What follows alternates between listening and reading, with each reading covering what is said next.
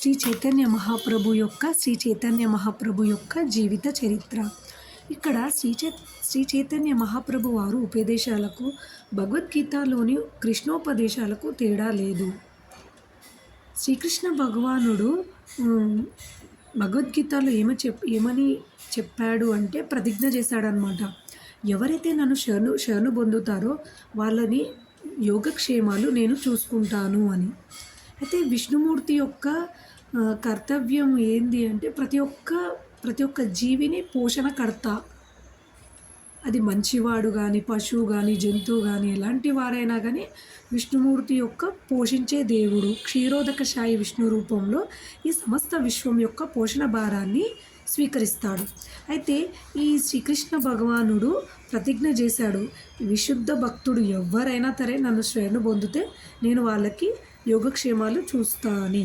అయితే ఈ భక్తియుక్త శరణాగతి విధానంలో భక్తియుక్త సేవ ముఖ్యమైనది. భక్తిలో అందులో మొదటిది భక్తియుక్త సేవకు అనుకూలమైన వాటిని స్వీకరించాలి. రెండవది ప్రతికూలమైన వాటిని త్యజించాలి.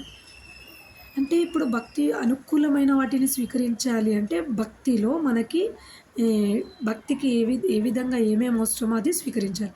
ప్రతికూలము అంటే మద్యపానము, వ్యభిచారము ఇలాంటివి త్యజించాలి అని అర్థం. మూడవది భగవంతుడు కలిగజేసే రక్షణ గురించి దృఢ విశ్వాసం ఉండాలి. అంటే మూడవది ఏంటి అంటే భగవంతుడిపై మనం దృఢ విశ్వాసం ఉండాలి. నాలుగవది భగవత్ తర్కన పైననే ఆధారపడి ఉన్నానని భావించాలి. మనకు దేవుడి పైనే నేను ఆధారపడి ఉన్నానని ఆలోచించాలి. ఐదవది భగవంతుని ఇష్టానికి అన్యమైన దానిలో అభిరుచి ఉండకూడదు. అంటే మనకు భగవంతుడే ఇష్టం, మిగతాది మనకి ఎంత విలువైన వస్తువు ఏం తెచ్చినా మనకి ఇష్టం లేదు అని అర్థం. ఆరవది సర్వదా వినమ్ర భావంతో ఉండాలి. అంటే వినయం ఉండాలి. ఏ విధంగా అయితే మనము నదిలో కుండని నీళ్లు నింపడానికి కుండని